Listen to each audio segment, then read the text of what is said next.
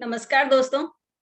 आज के इस कार्यक्रम में मैं प्रीति अज्ञात अपनी साथी नीरजा भटनागर एवं समस्त कर्मभूमि टीम के साथ आप सभी का हार्दिक स्वागत करती हूँ। जैसा कि आपको ज्ञाति है कि हमारे आज के कार्यक्रम में प्रिय लेखिका कुमुद वर्मा जी की पुस्तकों पर चर्चा होगी। ये पुस्तकें हैं हम तो बच्चे हैं, अध्यापन का इंद्रधनुष और भारत गौरव। इन पर चर्चा करने के लिए हमारे आज के अतिथि हैं हिंदी और राजस्थानी भाषा की सुप्रसिद्ध लेखिका डॉक्टर विमला भंडारी जी। एक और साहित्यकार आदरणीय मंजू मेहमा जी भी अपना वक्तव्य रखेंगी। मंजू जी भी विभिन्न मंचों पर सक्रिय हैं और पूरे जोश के साथ साहित्यिक जगत में अपना योगदान दे रही हैं। आपका भी स्वागत है मंजू जी। हमारे साथ लेखक अनिल मंधानिया जी भी उपस्थित हैं। आप अहमदाबाद से हैं। आपका भी स्वागत अनिल जी। और सूरत से संदीप जैन जी, आप भी हमारे साथ अतिथि के रूप में उपस्थित हैं। स्वागत संदीप जी। आप सभी का हम पूरी टीम कर्मभूमि की ओर से हार्दिक स्वागत और अभिनंदन। दोस्तों, कार्यक्रम जैसे जैसे आगे बढ़ेगा वैसे ही हमारी साथी विनीता आपका सबसे विस्तार से परिचय कराती जाएंगी। लेकिन उससे पहले मैं हमारी आज की संचालक विनीता कुमार का आपसे परिचय करा देती हूँ।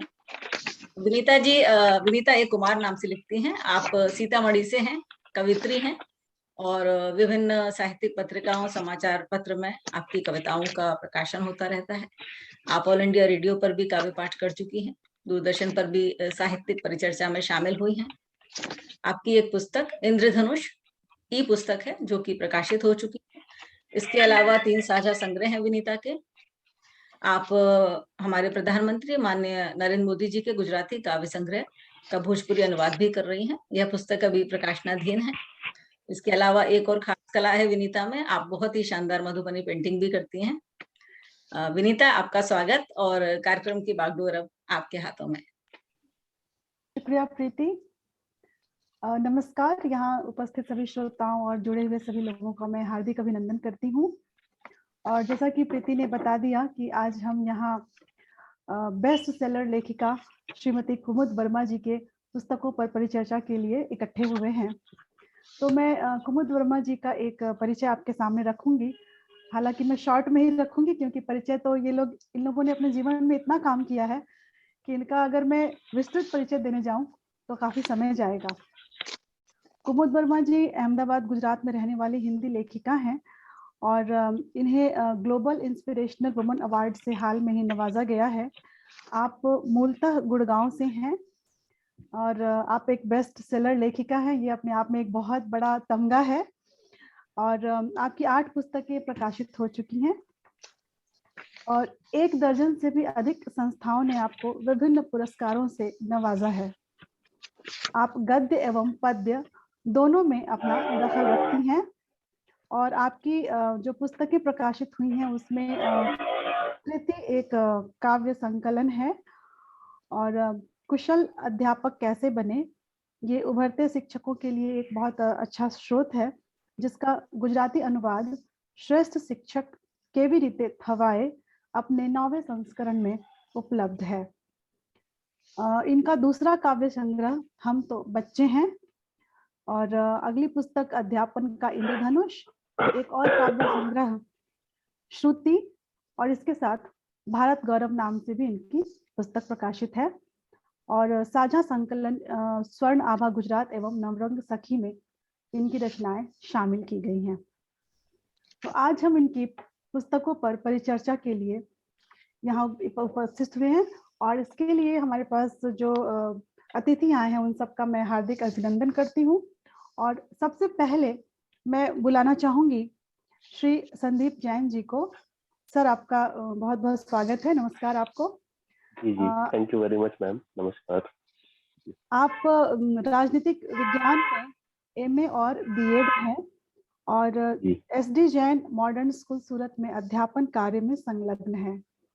आप एक एस्ट्रोलॉजर और न्यूमरोलॉजिस्ट हैं और साथ में फ्रीलांस पोर्टफोलियो मैनेजर भी हैं और आपकी लेखन में अवश्य ही अभिरुचि है, तभी हमारे साथ आप यहाँ उपस्थित हैं।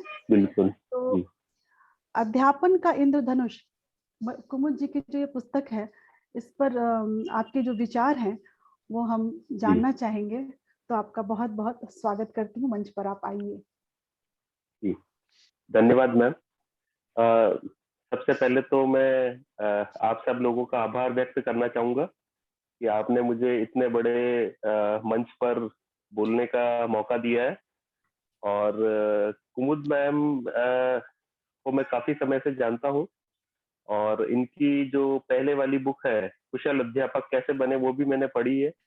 और उस पढ़ने के अलावा उस चीज को मैंने अपने जो दैनिक क्लास में या कक्षा में उसको अप्लाई किया है, और बहुत ही इफेक्टिव रहा है वो सब।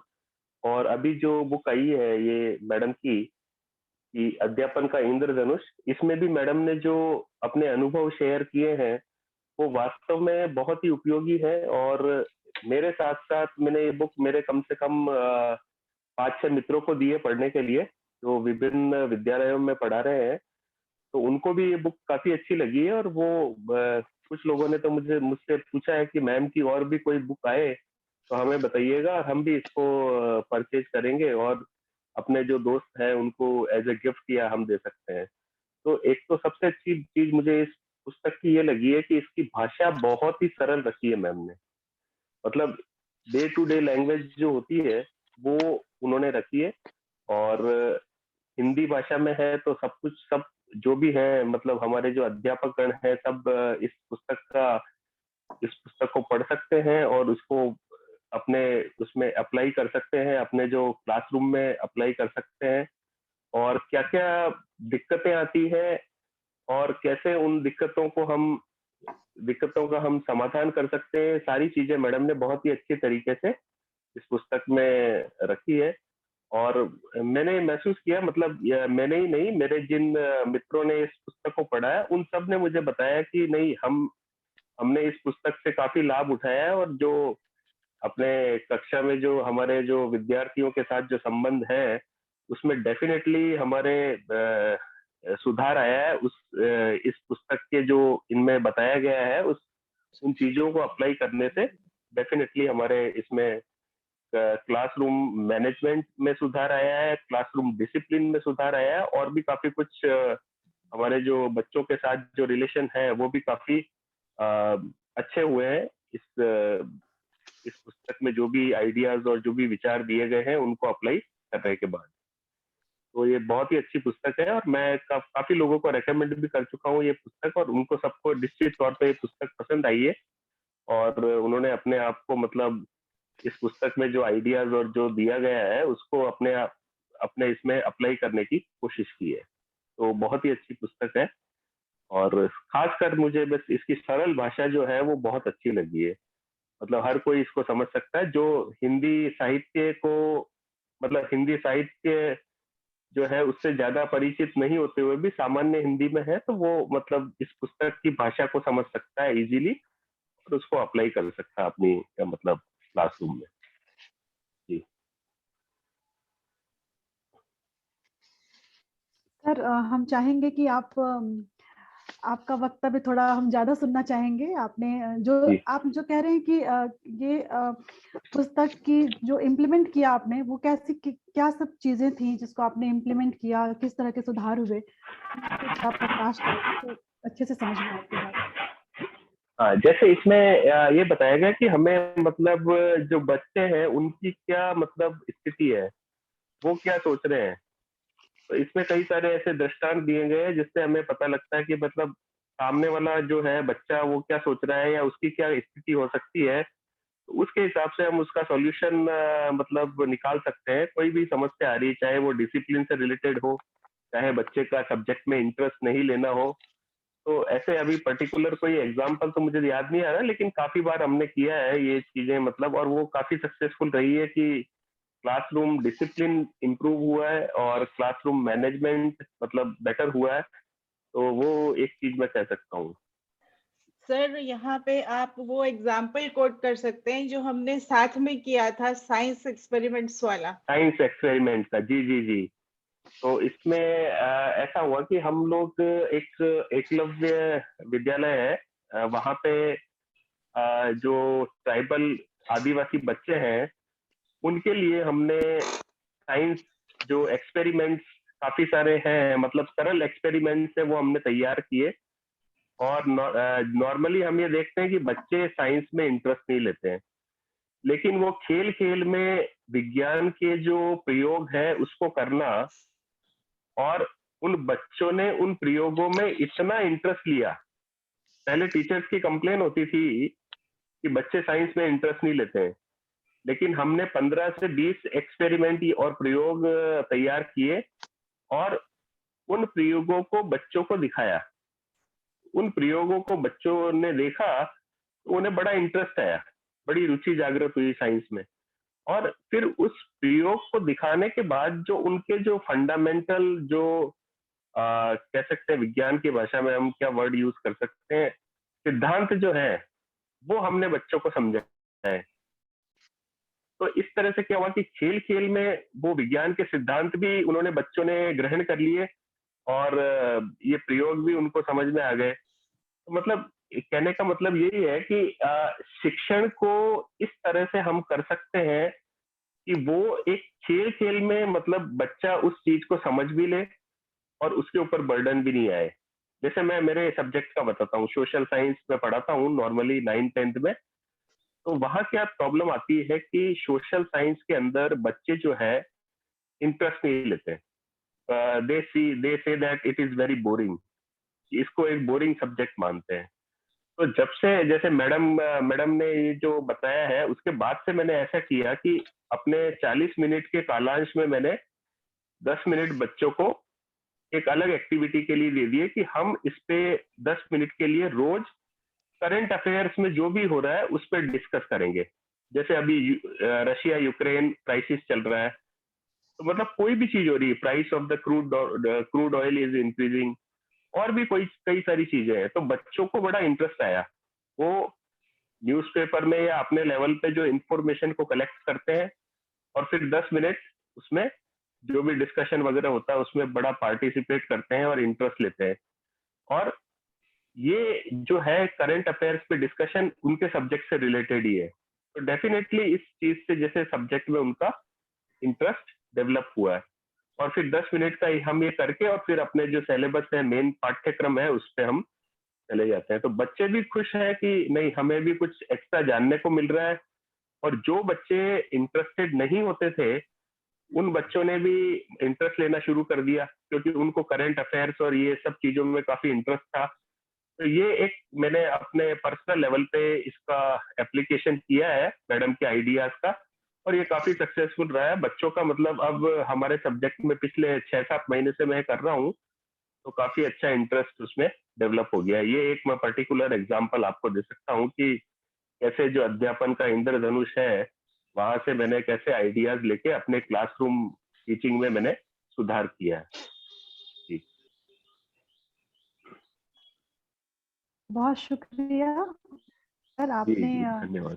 एग्जाम्पल्स बताया जी, तो वो उसके जो बाद आपने काफी अच्छे से समझ में आया। 8-10 मिनट के लिए जो तो उनको मुझे आपने दिया समय, जी उससे बच्चों जी की जी वो वन साइडेड टीचिंग से बच्चे बोर हो जाते हैं। जी जी जी इंटरैक्टिव बिल्कुल। क्लासेस होती हैं तो वो भी जाग जाते हैं और उनको भी लगता है कि हम भी कुछ बता सकते हैं। I think that's a very good idea, it should be there. नहीं, वो Yes, सही very बात true, है। very true. बच्चों को खेल खेल में अगर सिखाया जाए तो उनकी लर्निंग बढ़ती है। जी। वो 100% सही बात है। हमारे टाइम पे ये सब नहीं था, हमें सीधा पढ़ाया जाता था क्लासरूम में। लेकिन अभी ये जो एक्सपेरिमेंट्स किए जा रहे हैं ये एक्चुअली बहुत काम कर रहा है। तो और एक्चुअली ये जो कार्य इन्होंने करा है ना, ये करंट अफेयर्स, दैट जी। लिंक्स पास्ट एंड प्रेजेंट, बच्चों के Right. सोचने का एक वो मुद्दा मिलता है। और इसी बहाने उनका जनरल नॉलेज भी बढ़ता है। ये भी हाँ। बहुत अच्छा है। जनरल नॉलेज जब तक वो और हाई स्टैंडर्ड तक इन जाएंगे उनके पास अच्छा खासा गैदर हो जाएगा इंफॉर्मेशन। नहीं, और इनसे जो चीजें हैं जुड़ी हुई है, जैसे कि रूस और यूक्रेन में जो कॉन्फ्लिक्ट चल रहा है उससे क्रूड ऑयल का प्राइस बढ़ रहा है। तो ये जी इकोनॉमिक्स से भी रिलेटेड हो गया है पूरा। अब इससे बच्चे ये देख रहे हैं कि इस क्राइसिस से स्टॉक मार्केट में क्या अप एंड डाउन हो रहा है, क्योंकि जैसे ही न्यूज आती है कि रूस और यूक्रेन में मतलब कॉन्फ्लिक्ट बढ़ रहा है या टेंशन बढ़ रहा है तो स्टॉक मार्केट गिरता है।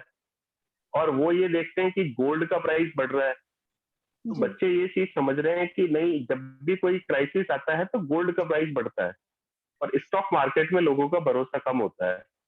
वो कई सारी चीजें, और बच्चे आजकल के बच्चे जो क्रिप्टो करेंसी में है या स्टॉक मार्केट में है या गोल्ड और जो स्पेकुलेशन है, इन चीजों में काफी इंटरेस्ट रखते हैं, करेंसी डेरिवेटिव्स में है, तो वो इस चीज को कनेक्ट करते हैं अपने आप को। तो जी ये एक काफी अच्छा मतलब अनुभव था मेरा।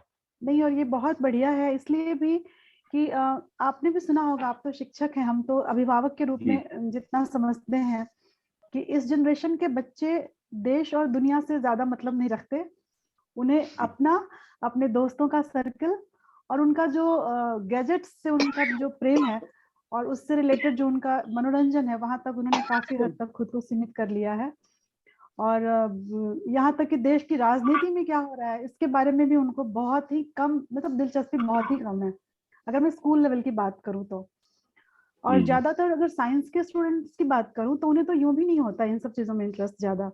तो ये एक बहुत अच्छा तरीका है कि आपने हायर सेकेंडरी लेवल से या secondary level, senior secondary level से अगर करंट अफेयर्स को उनके साथ 10 मिनट का ही सही, बट ये जो आपने एडिशन किया है वो उनको लॉन्ग टर्म में बहुत बेनिफिशियल होगा, क्योंकि अभी अगर वो इंटरेस्ट डेवलप हो जाता है तो वो फिर आगे उनके काम आएगा।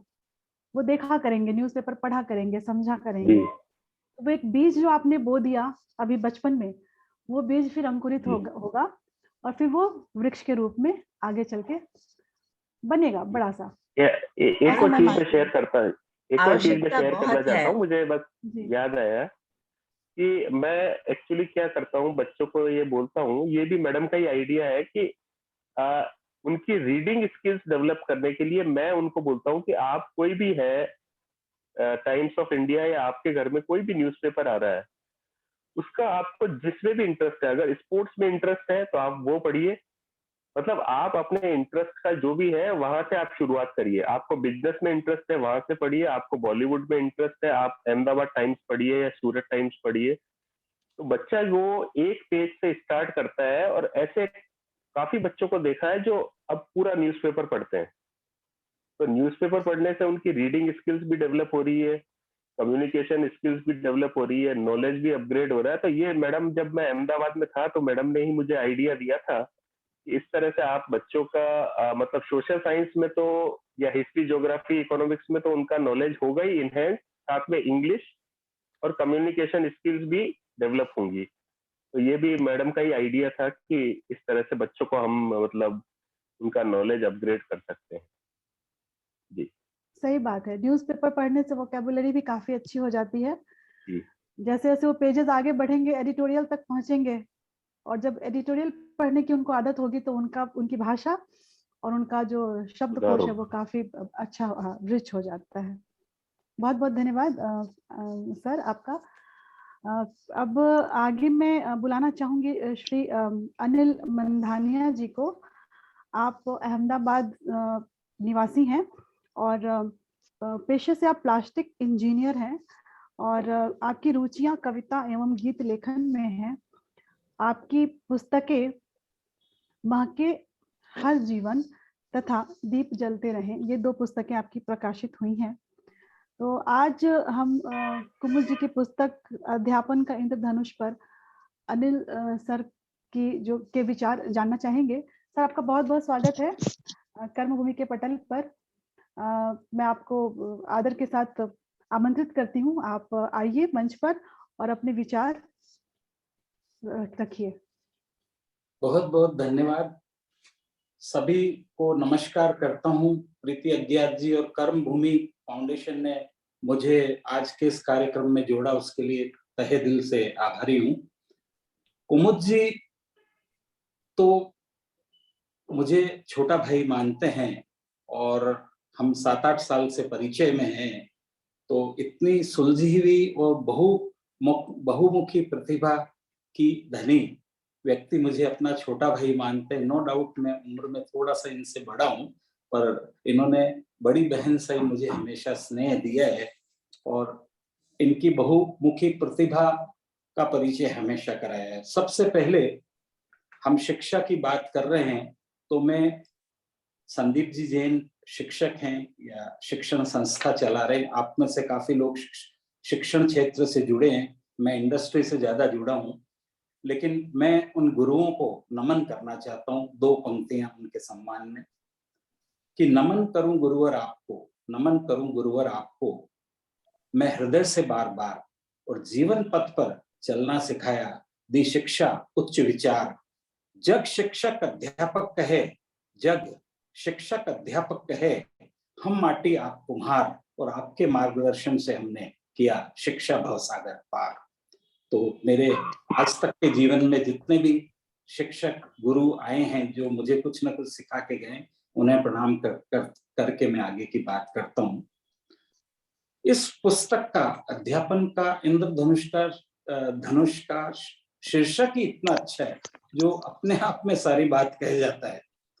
हालांकि मैं साहित्य क्षेत्र से नहीं हूं, दिल की अनुभूति से अपनी बात व्यक्त कर रहा हूं कि अध्ययन और अध्यापन जैसे जटिल कठिन और बोझिल कार्य को आपने इंद्रधनुष की उपमा देकर रंगीन और खुशनुमा बनाने का जो बीड़ा उठाया, उसके लिए कुमुद जी मैं आपको दिल से अभिनंदन करता हूं।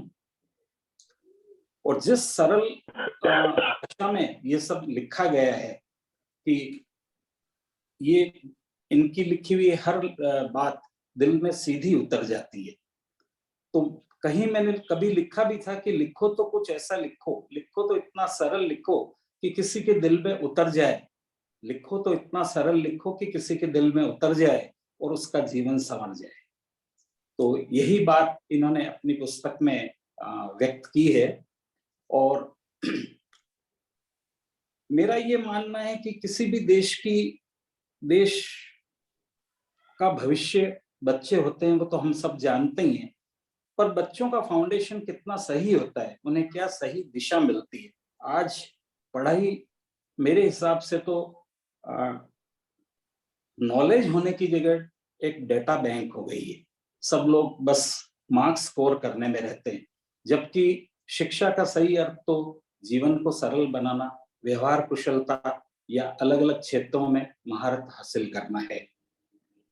तो मेरा ये मानना है कि शिक्षक लोग खुद सुलझे हुए होंगे, और जो बच्चे जो अभी घड़े नहीं गए हैं और जिनमें इतनी समझ नहीं है, उनको सरलता से कोई बात उन तक पहुंचा पाएंगे तो ही वो उन्हें कुछ सिखा पाएंगे और आगे देश के लिए अच्छा भविष्य बना पाएंगे। 2 पंक्तियां कहना चाहता हूं जो शिक्षा के बारे में भी है और कुमुद जी के बारे में भी है, कि शिक्षा से है सोच संवरती, शिक्षा से है सोच संवरती, इंसान बनता गुणवान, परिवार बनता धनवान और देश बनता महान। शिक्षा जैसे कठिन कार्य को कुमुद जी बना रही हैं आसान, और उनके इस अनुपम प्रयास को हमारा नमन वंदन प्रणाम। तो मैं अभी इस क्षेत्र का विद्यार्थी हूं,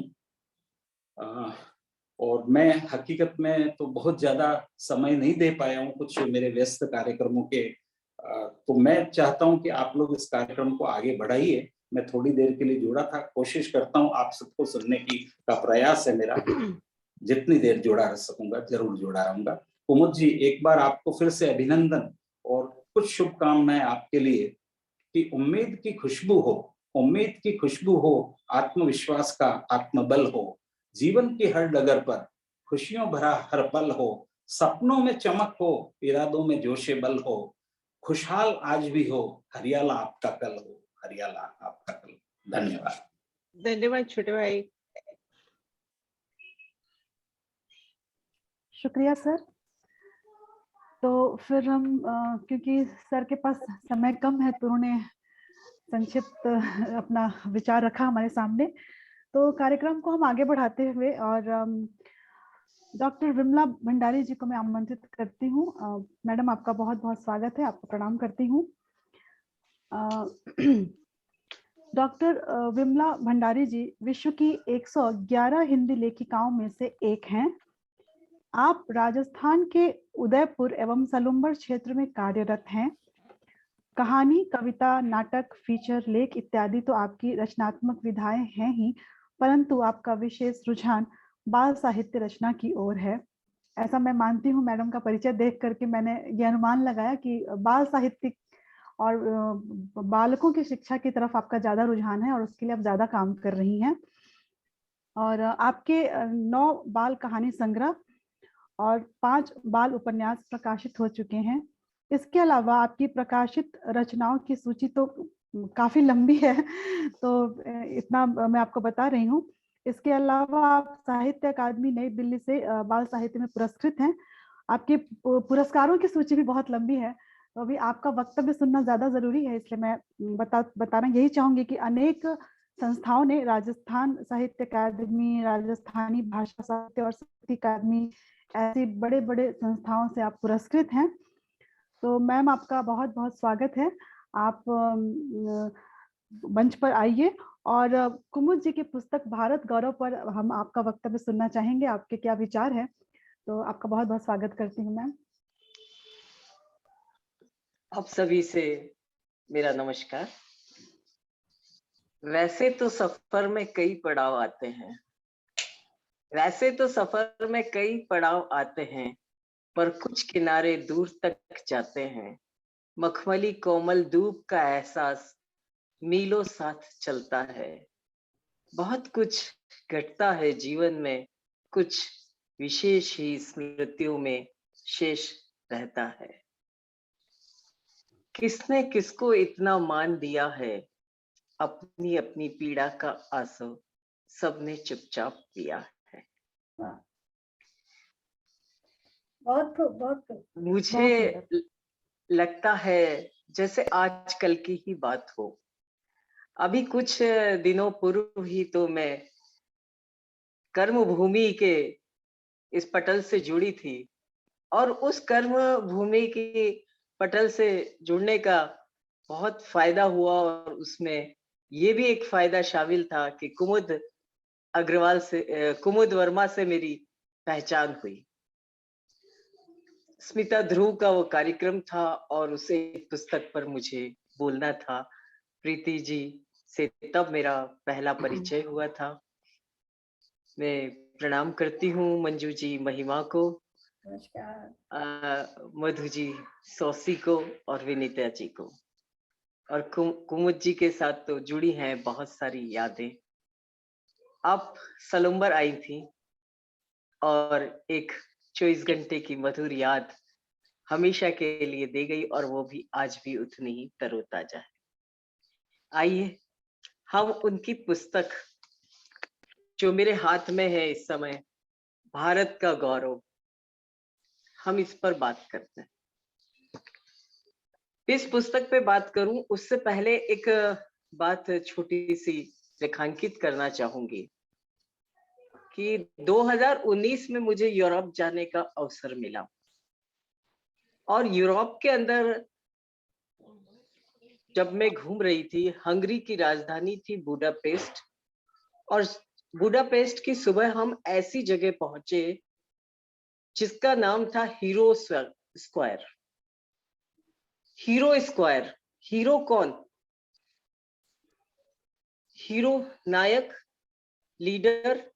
नायक वह जिसने देश पर शासन किया हो, या वह लोकप्रिय राजा रहा हो वह, या फिर जिन्होंने अपने जीवन में कोई महत्वपूर्ण कार्य किया हो। तो हंगरी वालों ने अपनी स्थापना के 1000 वर्ष पूरे करने पर मिलेनियम वर्ष मनाया, और जैसा कि वहां पे भी प्रचलन है, हमारे यहाँ पे भी चौगानों का प्रचलन रहा है कि चौगान होते हैं, तो वहां पे भी जो चौगान था जिसको वो स्क्वायर कहते हैं, उसको हीरो स्क्वायर का नाम दिया गया।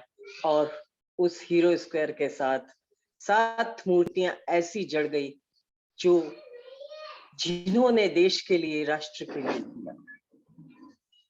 ये बात का संदर्भ मैंने इसलिए यहाँ पे दिया क्योंकि मेरे हाथ में एक ऐसी पुस्तक है जिसका नाम है भारत गौरव। तो ये भारत गौरव जो है, ये ऐसे हीरो हैं जो आज के हैं, लाइव हीरोज जिनको कह सकते हैं, इसमें एक गिनती और ज्यादा है। वहां केवल 7 स्टैचू ही थी, किंतु इसके अंदर लाइव 8 लोग हैं। इस पूरे संकलन के अंदर 8 लोगों की कहानी है। कहानी कह दीजिए आप उसको, या जीवनी कह दीजिए। संक्षिप्त जीवनी ही कहना मैं ज्यादा पसंद करूंगी, कि उनके तमाम उन घटनाक्रमों का उल्लेख है उसके अंदर, कि किस तरह से उनकी शिक्षा दीक्षा हुई और किस तरह से उनकी शुरुआत हुई, और कैसे कैसे इन लोगों ने अपने जीवन के अंदर विभिन्न मकसद अपनाए, और उन मकसद को अपनाते हुए उन्होंने अपने क्षेत्र में माइलस्टोन वर्क किया। कुमुद जी को मैं पहले तो इस चिंतन के लिए बहुत बधाई देना चाहती हूँ कि आपने ऐसे देश के 8 लोगों के लिए उनको हाईलाइट करते हुए इस तरह की पुस्तक लिखी। दिखने में मात्र पुस्तक 62-65 पेज की पुस्तक है, किंतु इस 65 पेज की किताब के अंदर अपने 8 लोगों के उन कार्यों का लेखा जोखा लिखा है, जो देश के लिए काम कर रहे हैं, जिनके सामाजिक सरोकार हैं, जो समाज के लिए काम कर रहे हैं।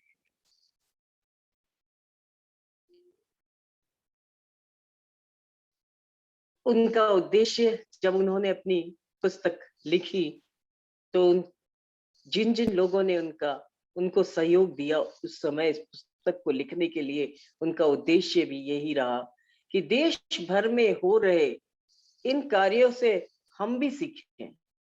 इस पुस्तक को लिखने का उद्देश्य रहा कि देश भर में जो ये लोग काम कर रहे हैं, इनसे हम भी सीखें, और हो सकता है इसको पढ़ने के बाद हमारे भीतर भी एक नई सोच विकसित हो। अभी पूर्व के 2 वक्ताओं में संदीप जैन ने और अनिल जी ने भी इसी बात को रेखांकित किया था कि वो कुमुद जी की 2 पुस्तकों को पढ़ने के बाद अपने यहाँ पे क्या अनूठा प्रयोग कर रहे हैं। और कुमुद जी ने भी यही बात अपने लेखन की उद्बोधन में स्वीकार की है कि जिन्होंने देश के लिए न केवल सोचा, अपितु मात्र जन सहयोग से बेहतरीन काम भी किया हो। और ये जज्बा अगर आप में है, समाज के लिए कुछ करने का जुनून है, जैसा संदीप जी ने खुद ने स्वीकारा है, वो एक संस्था चलाते हैं और उन्होंने खुद ने इस चीज को स्वीकारा है कि अगर आप में जज्बा है, समाज के लिए कुछ करना चाहते हैं, तो आपको साथ मिल जाएगा। काफिला बढ़ता ही चला जाएगा, कई दिमाग साथ चलेंगे तो सफलता तो मिलना तय है। प्रत्येक का अपना योगदान दे तो हम उन्नति कर सकते हैं। यहाँ सरकार की ओर देखने की जरूरत नहीं है। व्यक्ति के अंदर अगर इच्छा शक्ति है तो वह जन सहयोग के साथ चल करके और कार्य कर सकता है। आइए हम इस पुस्तक के एक इंडेक्स पर नजर डालते हैं। सबसे पहला जो आलेख है, काम का जुनून, हीरालाल एक आईएएस अधिकारी के ऊपर लिखे गए कुछ ऐसे पृष्ठ हैं जिसमें उनके कार्यों को विभाजित करके रेखांकित किया गया है। एक आईएएस अधिकारी, बहुत से आईएएस अधिकारी होते हैं, अपनी नौकरी करते हैं और सेवानिवृत्त होकर के चले जाते हैं, किंतु अपनी नौकरी के दौरान समाज को कौन कुछ कितना दे जाता है, ऐसे गिनने लायक ही लोग होते हैं। उनमें से हीरालाल जी को आपने चुना है।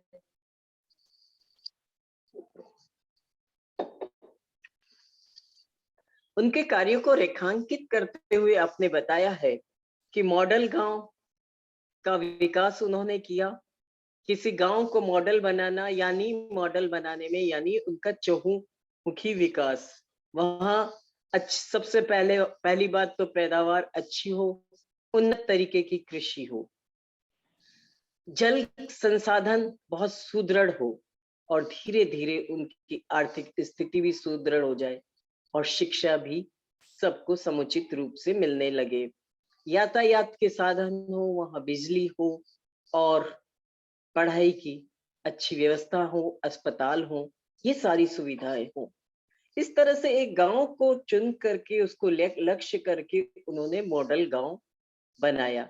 इतना ही नहीं, क्योंकि हमारा देश जो है विश्व का सबसे बड़ा लोकतांत्रिक देश है, वहां मतदान के लिए लोगों को कैसे जागरूक किया जाए उसको भी वो रेखांकित करती हैं अपने दूसरे चैप्टर में, कि किस तरह से उन्होंने मतदान का जागरूकता अभियान चलाते हुए कि इस बार हमको 90% जो है लोगों को वोट देना है।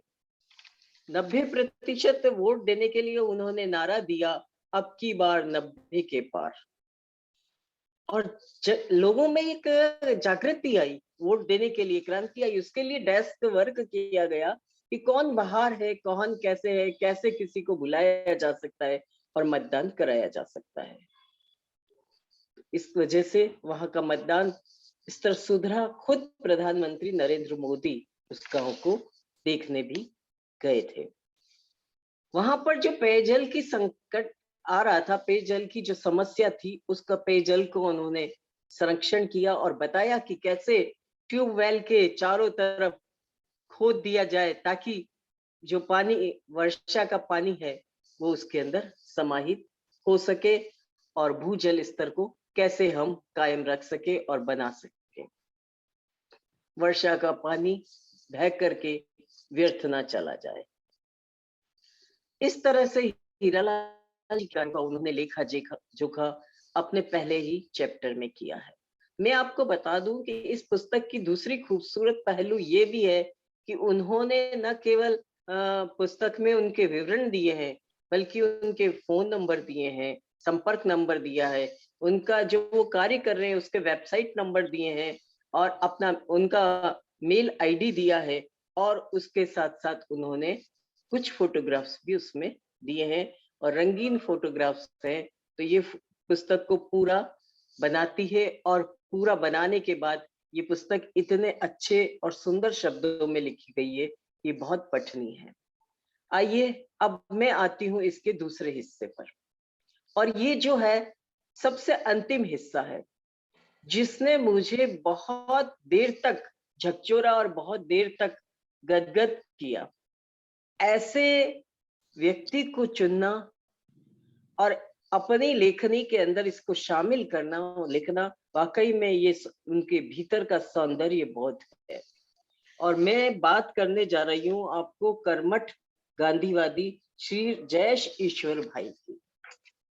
जी हाँ, जयेश ईश्वर भाई के बारे में वह जब बात करती हैं तो वह लिखती हैं कि कभी कभी ऐसा भी होता है कि चाहे आप लेखन के कितने भी धनी हो, किंतु शब्द हमसे चूक जाते हैं और कोई शब्द हमको सूझते नहीं हैं।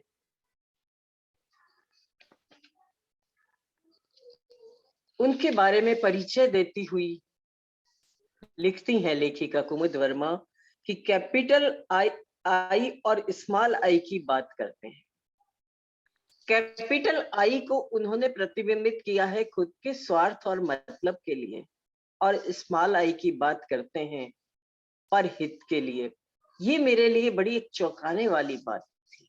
जब मैंने इसको पढ़ा तो मैं खुद भी इस उलझन में आ गई कि ये तो मैंने कभी पढ़ा नहीं कि कैपिटल आई और स्मॉल आई क्या चीज होती है। तो उन्होंने जो इसको डिस्कशन किया, आगे जाकर के मुझे पता चला कि आप क्या कहना चाहती, इसका क्या अभिप्राय है। जयेश भाई एक ऐसे सफाई कर्मी के पुत्र थे जिनके पिता को लोग मिस्टर टॉयलेट कहते थे।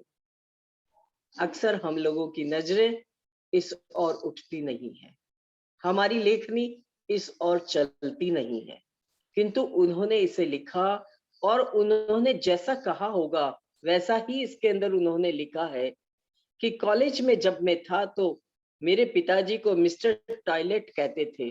अब आपको कोई मिस्टर टॉयलेट कहे तो कैसा लगेगा?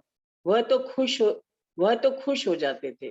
पिता के लिए लिख रहे हैं कि ये बात सुनकर के तो पिताजी खुश हो जाते थे, इतना खुश हो जाते थे कि मिस्टर टॉयलेट ईश्वर भाई, इतना खुश हो जाते थे, वो आगे अपना नाम भी जोड़ते थे। उनको ईश्वर भाई सफाई वाला बोलते थे। मैं बाइक रखता था, अच्छे कपड़े पहनता था, मैं क्रिकेट का कैप्टन था, वॉलीबॉल का कैप्टन था, और बहुत शौक रखता था। मुझे लोग बेबी टॉयलेट बोलकर तंग करते थे और मुझे अच्छा नहीं लगता था। मेरा नाम जयेश है तो मुझे जयेश झामरू, झाड़ू वाला बोलते थे। ये सुनकर मैं बहुत परेशान हो जाया करता था। पिता के पेशे से बेटे को शर्मिंदगी का एहसास पल पल हो रहा था, चाहे वो कितना भी उच्च स्तर पे था। आखिर में क्या होता है कि वो भारत से पलायन कर जाता है, क्योंकि भारत के अंदर यही तो मानसिकता अभी तक नहीं गई है कि एक सफाई कर्मी को किस नजरिए से देखा जाता है। देखने के साथ साथ उसे पुकारा भी जाता है, अस्पृश्य भेदभाव करते हैं, छुआछूत करते हैं, किंतु उसके साथ व्यवहार में और बोलचाल में भी करते हैं। उस किशोर वय के या जवान होते हुए उस पुरुष के मन की बात देखिए कि वह अपनी पत्नी के साथ ब्रिटेन चला गया और बहुत समय तक वहां रहा, किंतु उसके बाद क्या हुआ? आपने समाज में बहुत निकृष्ट काम को किया, फिर भी आप खुश रहे, इसका क्या कारण है? वहां जाकर के जब उसका ऐसा समय आया कि मन नहीं लगा जयेश भाई का, तो उसने अपने पिता से पूछा पत्र लिख करके कि आपने समाज में बहुत निकृष्ट काम किया, फिर भी आप खुश रहे, इसका क्या कारण है? लोग गालियां भी देते रहे, किंतु खुश रहे। आप एक प्रधानमंत्री से बात करते हो तो भी प्यार से करते हो, आप एक सफाई कर्मचारी से बात करते हो तो भी उसी प्यार से। दोनों तरह के लोगों से, सफाई कर्मचारी और प्रधानमंत्री से बात करते वक्त एक जैसे भाव होना कैसे संभव है? उन्होंने अपने पिता से ये प्रश्न किया। बदले में पिता ने भी उन्हें पूरे उत्तर दिए और हुआ क्या कि जयेश भाई फिर से खुशियां तलाशने के लिए भारत चले आए, अपने पिता के साथ रहा और जाकर के कहा कि मैं आपके साथ काम करने के लिए तैयार हूं। पिताजी खुश हुए और उन्होंने कह दिया कि कल तुम्हारे को एक ऑब्जेक्ट मेरे साथ पूरा करना है। ऑब्जेक्ट क्या था? 125 सार्वजनिक शौचालयों को साफ करना।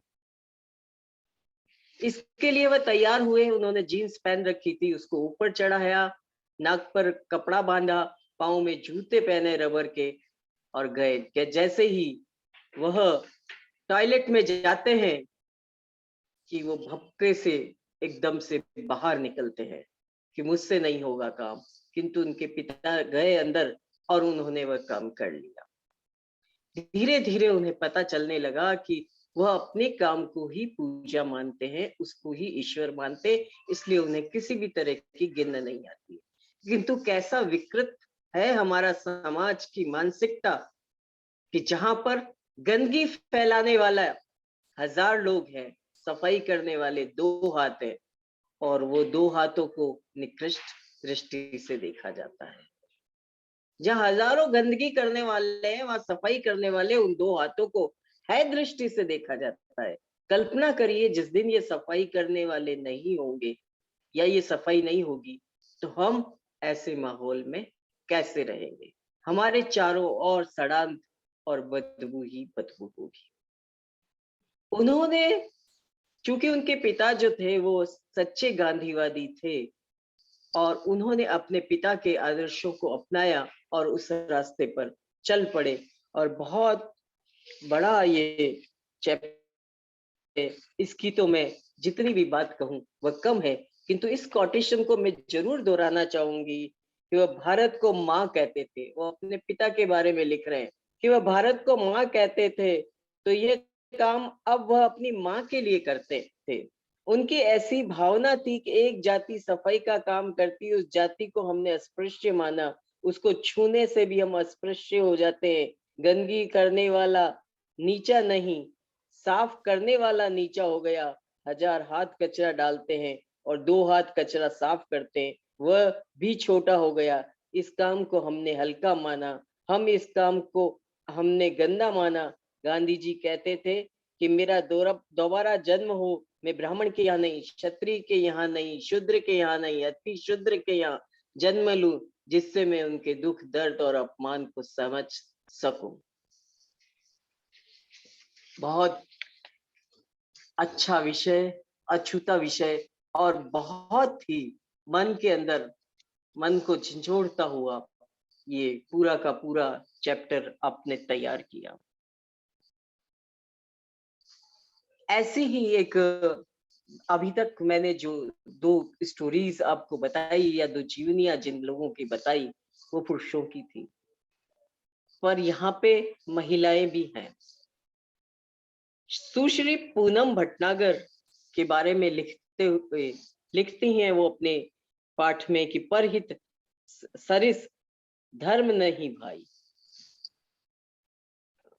यह स्त्री अपने जीवन के अंदर आईएएस अधिकारी बनना चाहती थी, पढ़ने में बहुत होशियार थी, शादी होती है, ससुराल चली जाती है और कुछ दिनों बाद तो उसके जीवन का उद्देश्य ही बदल जाता है।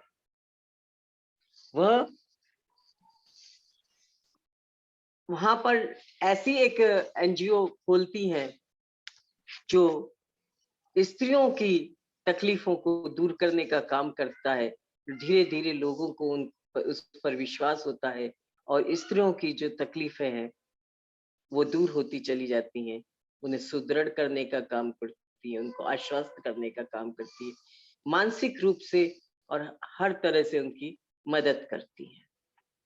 तो इस तरह की स्त्री के लिए है एक चैप्टर जो है स्वास्थ्य परिवेश, लक्ष्मण सिंह का जो लिखा है, उन्होंने पानी की समस्या के लिए लिखा था कि लपोड़िया करके एक गांव ऐसा था जहां पानी की वजह से हमेशा मारपीट होती थी, लड़ाई झगड़ा होता था, किंतु उन्होंने वहां जाकर के अपनी पढ़ाई को बीच में छोड़ करके उस गांव में गए और वहां जाकर के उन्होंने काम करना शुरू किया। शुरुआत में तो उनकी बात किसी ने नहीं सुनी, किंतु जब युवा लोगों ने अपना एक संगठन तैयार किया और वहां काम करना शुरू किया तो वो गांव जो था वो सब चिन्हित हो गया। वहां न पेयजल की समस्या रही, न कृषि की कोई समस्या रही, न वहां लड़ाई झगड़ा रहा, न शिक्षा रही। रात्रिकालीन शिक्षा देने लगी। वहीं के जो बच्चे जो पढ़े लिखे थे वो रात को अपने ही गांव के बच्चों को पढ़ाने लगे। बहुत सारी चीजें हैं, कई डायमेंशन में आपने छोटे छोटे बातों को अंदर रेखांकित किया है, छोटे छोटे चैप्टर्स के माध्यम से। इनको पढ़ा जाए तो वाकई में हमें लगेगा कि इसमें कहीं पर्यावरण को संरक्षण है। राकेश खत्री का गोरैया संरक्षण के लिए और उसका किया गया कार्य कि वह कैसे कृत्रिम घोंसले बना करके गोरैया के लिए कार्य कर रहे हैं।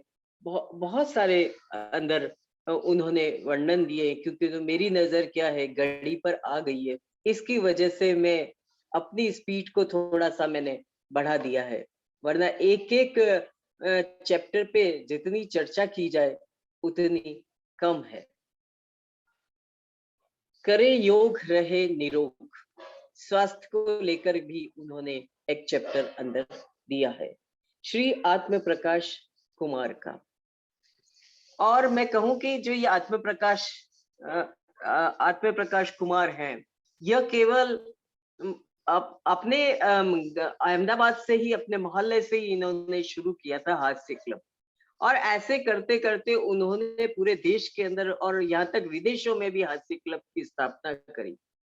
और हास्य क्लब की स्थापना के साथ उनको स्वास्थ्य का महत्व समझ में आने लगा और उन्होंने बाबा रामदेव के वहां प्रशिक्षण लिया योग का और योग गुरु बन गए और लोगों को योग सिखाने लगे। आज भी बड़े कैंपस में अहमदाबाद में वह लोगों को योग सिखाते हैं और पूरे देश के अंदर उनकी कई शाखाएं चलती हैं। पूरे देश में भ्रमण किया, विदेशों में भ्रमण किया और लोगों को योग से जुड़ा।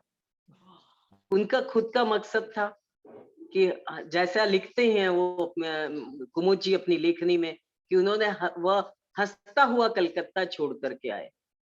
उन्होंने हास्य लोगों के जीवन में इतना ऐसा उतारा कि वह कुमुद जी को लिखना पड़ा कि वो हंसता हुआ कलकत्ता छोड़ के आए। जहां पे भी गए लोग अवसाद में, दुखों में, छोटी छोटी चिंताओं में, दुश्चिंताओं में डूबे हुए थे, उनको बाहर निकाला, उनको हंसना सिखाया और इस तरह से सुबह के समय हास्य क्लब चलने लगे। योग और हास्य क्लब, इन दोनों को उन्होंने अपना जीवन बना लिया और देश के कई भागों से जुड़े, कई भागों में रहने वाले लोगों से जुड़े और उन्होंने लोगों को इस तरह से अच्छे स्वास्थ्य के लिए अभिप्रेरित किया। कुमुद जी की ये पुस्तक बहुत सफल पुस्तक कहूंगी कि छोटी सी पुस्तक है, और जब अमेज़न के माध्यम से मेरे हाथ में आती है तो चूंकि ये पुस्तक छोटी है तो मुझे लगा कि मैं तो इसको अभी पढ़ लूंगी। किताब को उठाया मैंने और मैंने इसको पढ़ना शुरू किया। मेरी आदत है कि मैं पीछे से पढ़ना शुरू करती हूँ।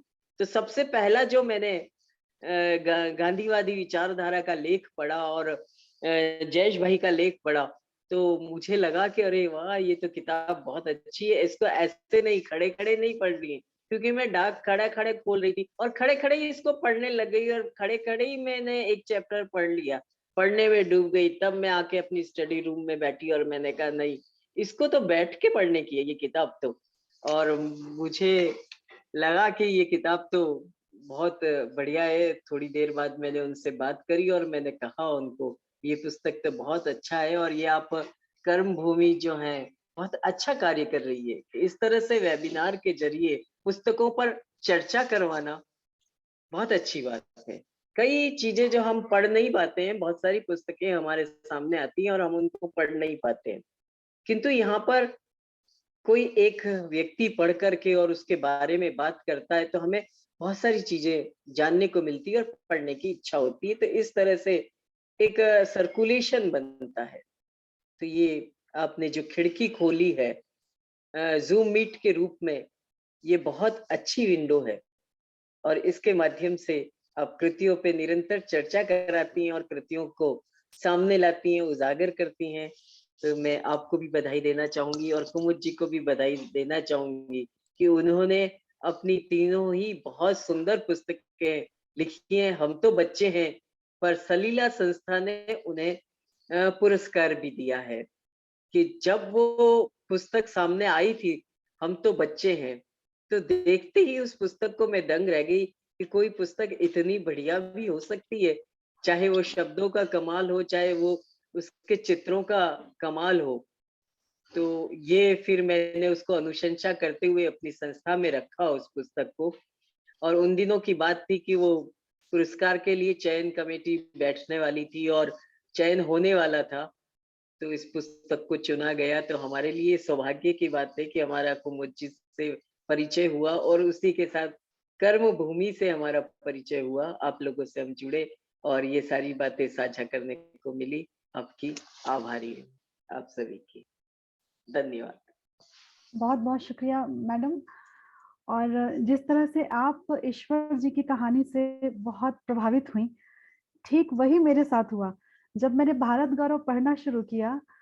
और जैसे ही मैं ईश्वर जी की कहानी पे पहुंची तो इसको पढ़ के आप छोड़ ही सकते, आपका मन चिंतन करने लगता है। और मैं आश्चर्यचकित रह गई कि एक व्यक्ति जो कि उस समुदाय को बिलोंग भी नहीं करता है, उस वर्ग से नहीं है, जो सफाई कर्मचारियों का जो वर्ग है उससे वो नहीं है ईश्वर जी, लेकिन सिर्फ विशुद्ध गांधीवादी विचारधारा से प्रभावित होकर उन्होंने इस काम को अपनाया कि मुझे ये करना है, क्योंकि हाइजीन का ध्यान रखना समाज में बहुत जरूरी है। हम हाइजीन का ध्यान रखेंगे तो बीमारियां नहीं फैलेंगी। तो ये गांधी जी जो अपने हाथ से किया करते थे, अपनी पत्नी कस्तूरबा गांधी को भी उन्होंने इसके लिए प्रेरित किया और उनके साथ फिर तो बहुत लोग करने लग गए थे सफाई गली गली जाकर। तो ये आज के जमाने में जो हमारे सामने मौजूद हैं वो गांधी जी हैं। ईश्वर जी गांधी जी का ही दूसरा रूप है, ऐसा मैं मानती हूँ। आपने बहुत अच्छे से परिचर्चा की मैडम, और आपने इस किताब के बारे में इतने अच्छे से बता दिया कि जितने लोग सुन रहे होंगे उन सबकी इच्छा होगी कि मैं इस पुस्तक को पढूं। आपने ये जो कहा कि एक पुस्तकों पे परिचर्चा होती है तो हम प्रेरित होते हैं पढ़ने के लिए, ये आपके जैसा कोई वक्तव्य देने वाला हो तो सच में बहुत ज्यादा प्रेरणा मिल जाती है कि नहीं, इस पुस्तक को तो पढ़ना ही है। और वैसे कुमुद जी इस पुस्तक के लिए सही में बधाई के पात्र हैं, क्योंकि वो जो पुस्तक इन्होंने जो टॉपिक्स चुने हैं ना, अलग अलग विषय, और ये इतिहास नहीं है, ये अभी हो रहा है, ये लोग सभी लोग अभी कर रहे हैं। तो ये देख करके सामाजिक कार्यों में सभी लोगों को इससे प्रेरणा मिलती है। तो इसके लिए सही में कुमुद जी बधाई की पात्र हैं। मैं भी एक बात कहना आपको चाहूंगी। एक एक बात और कहना चाहूंगी, मैं रेखांकित करना चाहूंगी, मेरी बात में ये बात रह गई थी जी कि जब मैंने इस पुस्तक में सफाई कर्मचारी की ये व्यथा सुनी तो मुझे यूरोप के ब्रातिस्लावा की एक स्टेचू याद आ गया। ब्रातिस्लाविया के अंदर एक स्टेचू ऐसा था जिसने जिसकी केवल वो सफाई कर्मी का स्टेचू था जिसने कैप लगा रखी थी, मतलब वर्दी में कैप थी, उसके दोनों हाथ उसके गटर के वहां रखे हुए थे मुंह पर और केवल उसका चेहरा दिखाई दे रहा था और वो भी झुका हुआ, ऐसे चेहरा दिखाई दे रहा था। तो विदेशों में कामगार को या सफाई कर्मियों को कितना ऑनर दिया जाता है, कितना सम्मान दिया जाता है कि इस काम को, उनके काम को, कि उसका स्टेचू बना दिया, एक सफाई कर्मी का स्टेचू बना दिया। आज हमारे भारत के अंदर आप देखिए, हमें ऐसा स्टेचू नहीं मिलेगा, हमको नेताओं के स्टेचू मिल जाएंगे, है ना, किंतु हमारे जो कलाकार हैं, कलमकार हैं, उनके स्टेचू हमको नहीं मिलेंगे। ये जो रियल हीरोज हैं, एक्चुअल में लोगों को ये समझाने की जरूरत है कि हम जो सोचते हैं कि फिल्मी सितारे या टीवी सितारे हैं, वो सितारे हैं, नहीं, वो सितारे नहीं है। एक्चुअल में रियल हीरोज ये हैं जो हमारे देश को इतने आर्थिक रूप से और हर तरह से मजबूत कर रखा है, सामाजिक और आर्थिक रूप से, और एकीकृत करके और काम कर रहे हैं। ये लोग, ऐसे लोग रियल हीरोज हैं। तो ऐसे लोगों के स्टेचू बनने चाहिए। बिल्कुल बात है। बिल्कुल बिल्कुल, मैं आप एकदम सहमत ठीक हूँ बात क्योंकि कह रही हैं। फिल्मों बिल्कुल में जो हीरो हैं वो अभिनय करते हैं हीरो का, पर ये जो हाँ, समाज में अभी लोग काम कर रहे हैं वो एक्चुअल हीरो हैं, वो अभिनय नहीं कर रहे हैं, वो अपने ऊर्जा एक्चुअली से, अपनी शक्ति सही से बात है, बिल्कुल रियल जी हीरोज तो यही हैं और 100% इनको ही हमें हाईलाइट करना भी चाहिए देश के अंदर, क्योंकि हम जो सिने कलाकार हैं वो तो किसी किसी का उदाहरण लेके उन्हें बना दिया जाता है और वो उनका मुखड़ा आ जाता है सामने। हाँ, वो अभिनय कर रहे हैं ना, वो तो हाँ, बस वो हाँ अभिनय कर रहे हैं, कैमरा के सामने अभिनय लेकिन कर रहे हैं। एक्चुअल जो लोग काम करते हैं उनके बारे में कोई नहीं जानता। और मैं अपनी थोड़ी सी यहाँ एक गलती, आपकी विमला जी, जैसे आपने बोला कि आप उल्टी तरफ से किताब पढ़ना शुरू करती हैं, मैं भी हमेशा पुस्तक पता नहीं क्यों पहले उल्टी तरफ से पढ़ना शुरू करती हूँ। और मेरे पास कुमुद ने भारत गौरव भेजी और मैं इस पर लिख भी चुकी हूँ, लेकिन मेरा दुर्भाग्य ये रहा कि मैंने बताया नहीं कि अभी पूरा नहीं लिख पाई थी मैं, और मैंने काफी कुछ लिखा था इसके ऊपर, पर मैं बता नहीं पाई किसी को भी कि इसमें मैं लिख रही हूँ।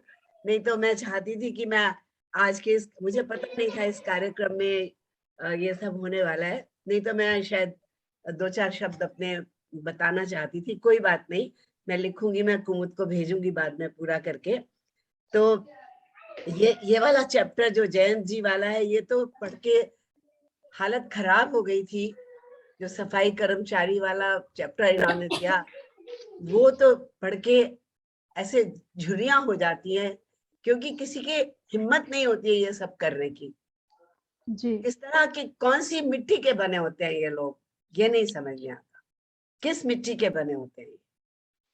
चलिए अब कार्यक्रम को हम आगे बढ़ाते हैं और सही बात। धन्यवाद मधु जी। हम आपके अगर लास्ट में समय मिलता है तो हम जरूर आपका वक्तव्य भी रखना चाहेंगे, आप जो बोलना चाहते हैं आप इस पुस्तक अभी अभी नहीं देनी था, अभी मेरा पूरा तैयार ही नहीं है, तो जी मैं नहीं जरूर, सुना फिर किसी पाऊंगी। अन्य कार्यक्रम में।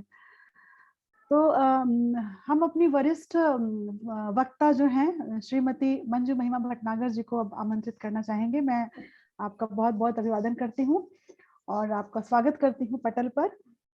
आप मूल रूप से कोटा राजस्थान में जन्मी हैं और श्रीमती मंजू महिमा जी आप MA MPhil हैं। आपकी 6 पुस्तकें अभी तक प्रकाशित हो चुकी हैं और कई सम्मानित पत्रिकाओं का आपने संपादन भी किया है।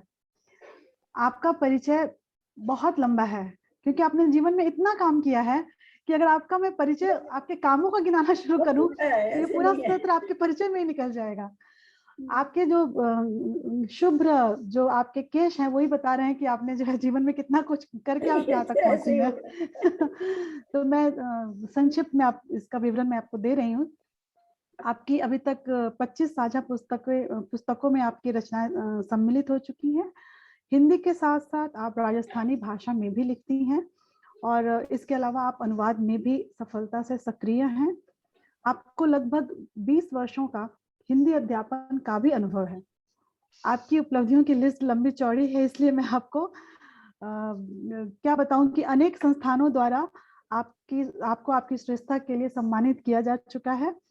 और सिर्फ साहित्य ही नहीं, सांस्कृतिक और शैक्षणिक क्षेत्रों में भी आपको अनेक सम्मान प्राप्त हो चुके हैं। तो आपका जो व्यक्तित्व है वो चौतरफा है, आप बहुमुखी प्रतिभा के धनी हैं।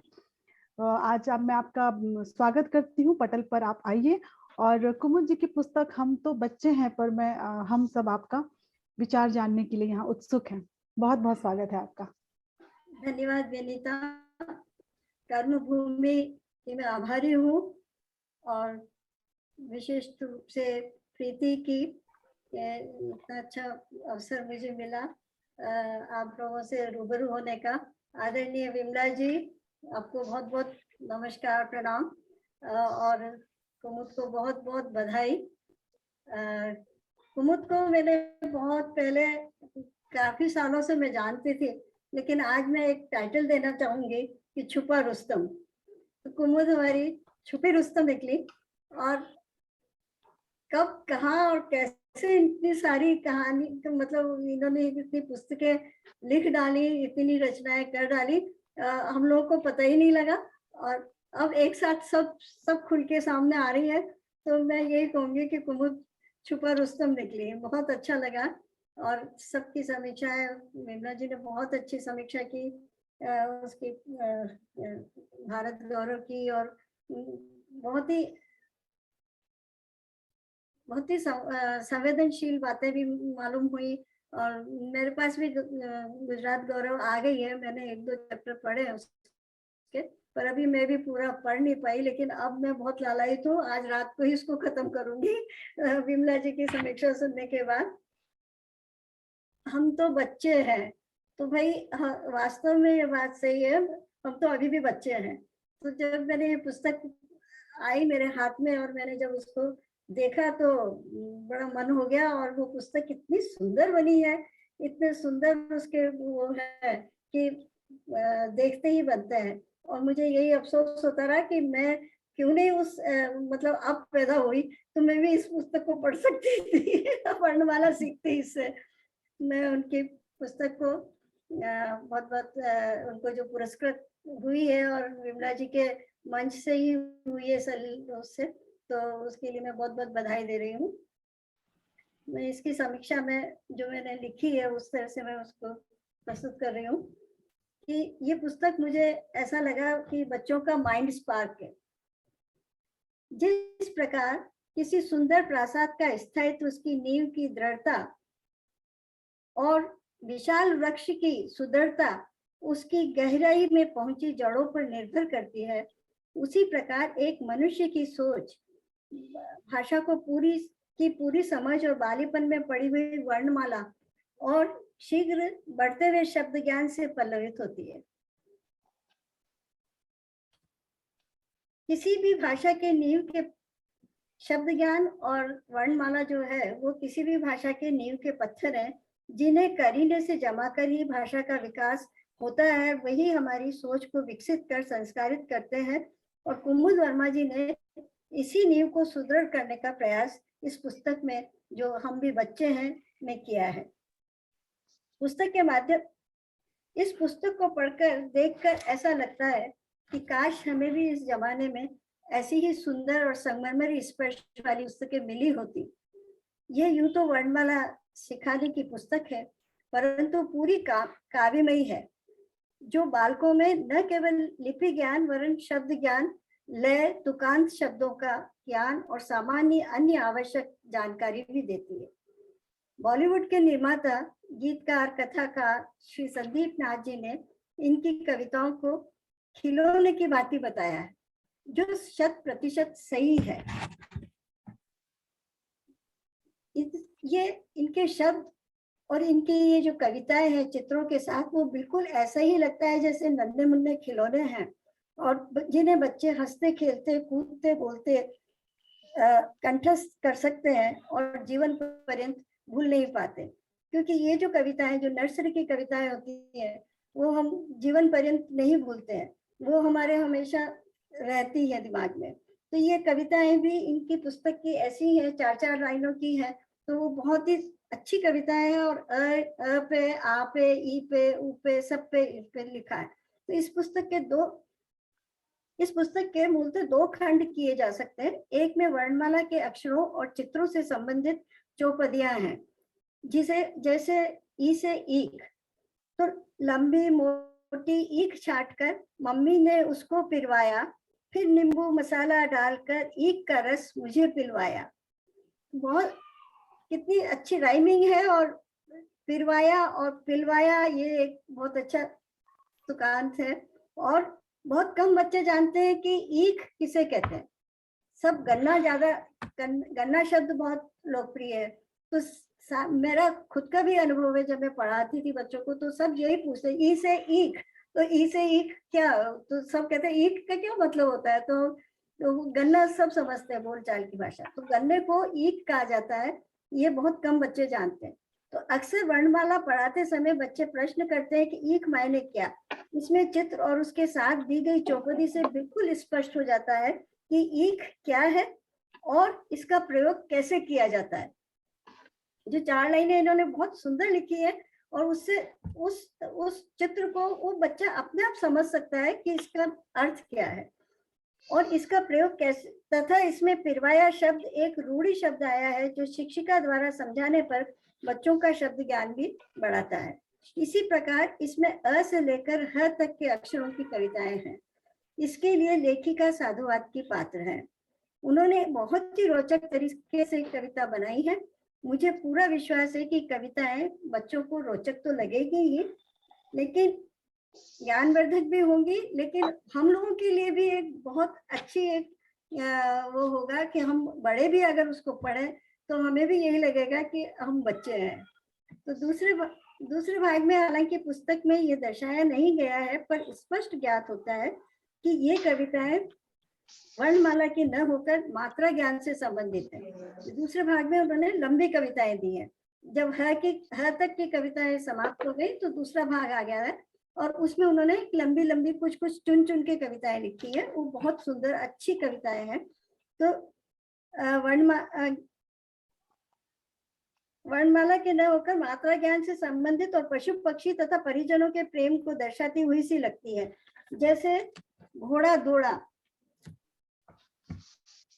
इसमें आ की मात्रा की बहुलता है। साथ ही इधर उधर, मैं आपको पढ़ के सुनाऊंगी, इधर उधर दाएं बाएं क्यों किधर शब्दों से भी वो परिचित करवाता है। बड़े एक राइमिंग आती है, आप पढ़ के देखेंगे। डग डग दौड़ा घोड़ा दौड़ा, मेरा घोड़ा जोर से दौड़ा, घोड़ा दौड़ा घोड़ा दौड़ा।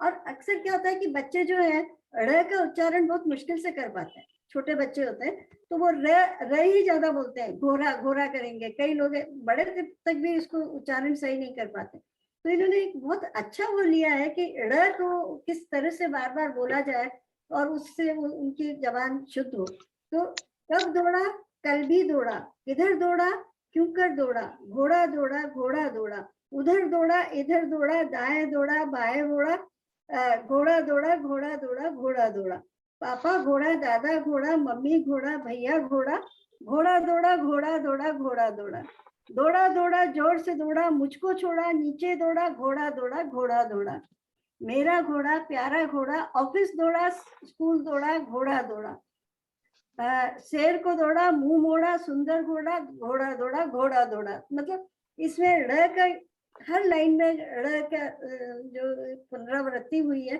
और उससे जबान साफ होती है।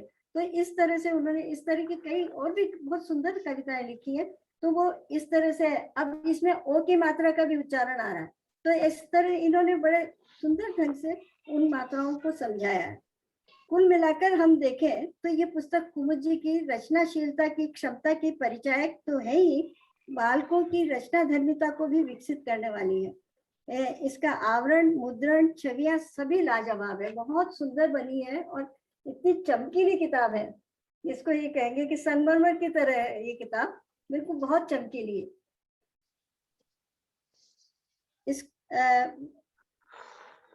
इसमें इस किताब में मैंने एक और बात देखी, इसमें कुमुद जी का परिश्रम और सूक्ष्म अवलोकन झलकता है। हर चीज को इन्होंने बड़े करीने से सजाया है और हर एक के पीछे एक बाल मनोविज्ञान भी है। यही नहीं कि खाली राइमिंग कर दिया, नहीं, उसके पीछे बाल मनोविज्ञान है। बच्चों को कौन सी चीज भाती है, कौन सी चीज अच्छी लगती है, उसके ऊपर उन्होंने कविताएं दी है। मेरी अनेकानेक शुभकामनाएं उनके साथ है। एक बादल कविता है। बादल सब बच्चों को बहुत अट्रैक्ट करता है, बहुत पसंद आता है। तो उन्होंने लिखा है, घूमता तो कहाँ कहाँ हमको भी ले जा वहाँ, सुनो बादल सयाने हमें भी तो घुमा दो, पहाड़ नदी हो जहाँ, हरियाली जहाँ तहाँ, नजारा सुंदर दिखे हमको पहुंचा दो, हम ऊंचाइयां छूले तेरे संग संग बोले, भेदभाव बुलाकर दुनिया दिखला दो। तो ये बच्चों की एक आकांक्षा है, महत्वाकांक्षा को भी वो करता है कि वो बादल को देख के बादल के साथ घूमना चाहता है और सब जगह होना चाहता है। तो इस तरह से उन्होंने बाल मनोविज्ञान का भी पूरा ध्यान रखा है और इतनी छोटी छोटी कविताओं से बच्चों को वर्णमाला सिखाई है। ये बहुत ही अच्छा और बहुत ही सराहनीय प्रयास है, जिसके लिए मैं दिल से बधाई देना चाहूंगी। और ये किताब इसीलिए बेस्ट सेलर भी हुई है, ये मुझे पता, बेस्ट सेलर हुई है और एनआरआई के उसमें भी वो काफी जा रही है, वो लोग भी इसे बहुत पसंद कर रहे हैं। तो अनेक मैं उनके सामने शुभकामनाएं देते हुए 4 लाइनें कहती हूँ उनके लिए कि सिलसिले कदमों के कुछ इस तरह चलते रहे, बढ़ते रहे कदम निरंतर, पीछे निशान बनते रहे। तो कुमुद जी आगे बढ़ती जाइए, खूब आगे आप जाएं और पीछे अपने निशान इन किताबों के रूप में हमारे लिए छोड़ती हुई जाएं। तो सब आपको बहुत बहुत बधाई, बहुत बहुत बधाई।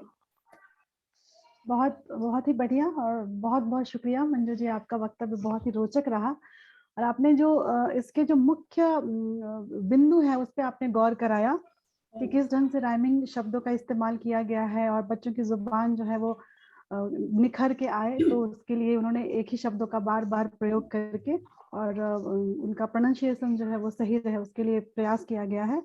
और इसके साथ साथ बाल मनोविज्ञान का ध्यान रखा गया है और वो तो रखना ही पड़ेगा, है ना। तो आपका बहुत बहुत शुक्रिया, धन्यवाद। तो अब हम बेस्ट सेलर लेखिका से बात करेंगे, जो अभी तक सबकी बातें सुन रही हैं, मन मन मुस्कुरा रही हैं।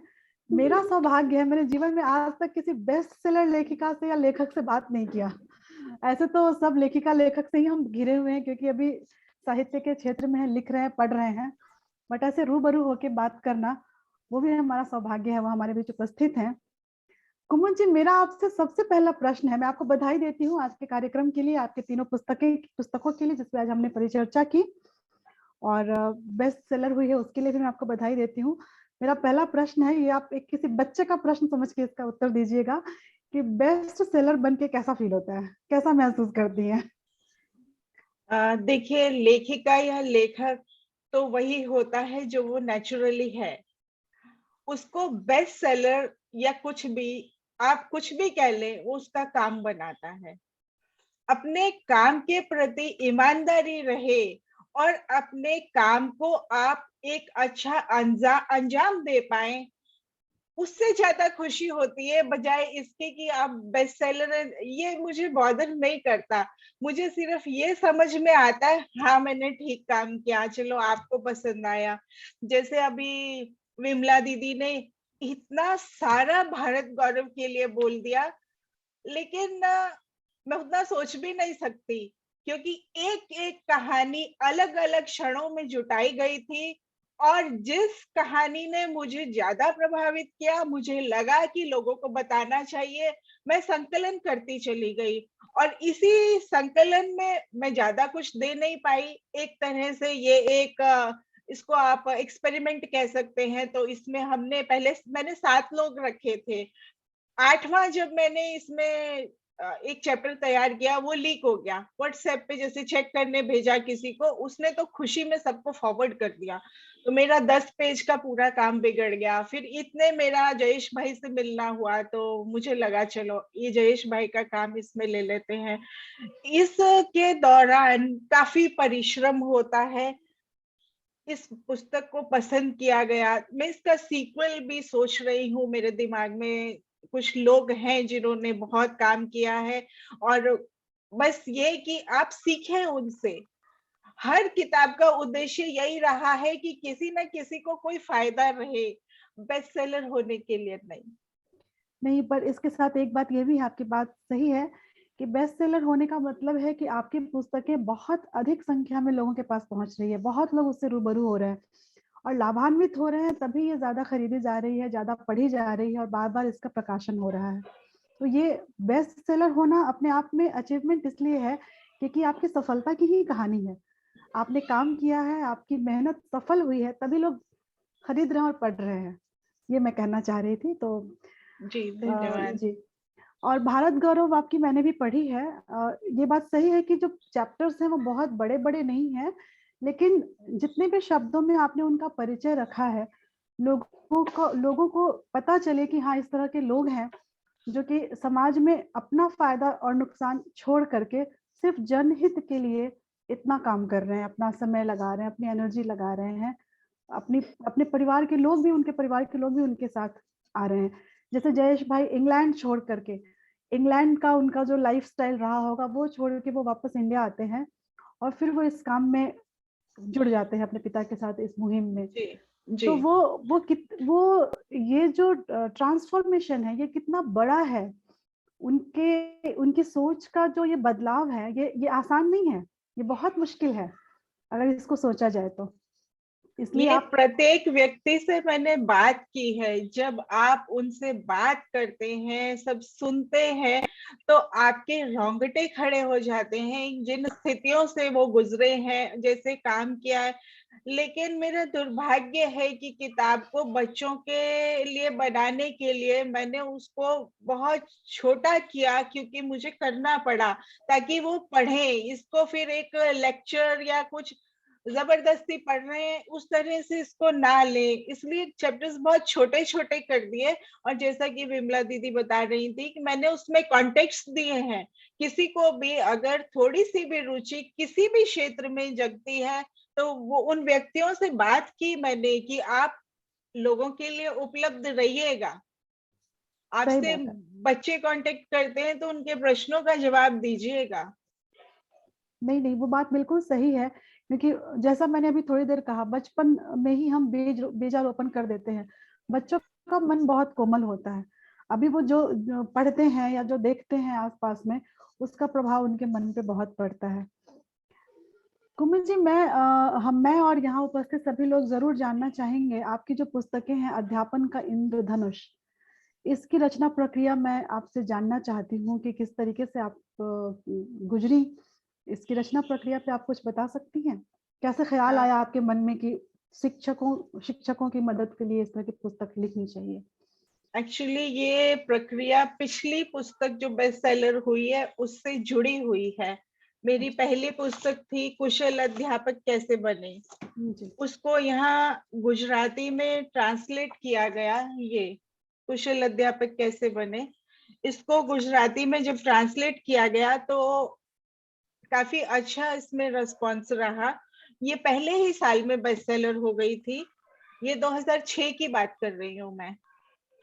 उसके बाद मैंने मेरे पब्लिशर को बोला हुआ था कि टाइम के साथ साथ शिक्षण में और बच्चों में आवश्यकताएं नई आती हैं, तो अगर ये बुक चल जाएगी, जैसा कि लोग पसंद करने लगेंगे, उनके काम आएगी, तो टाइम के साथ साथ हम इसमें और परिवर्तन करेंगे।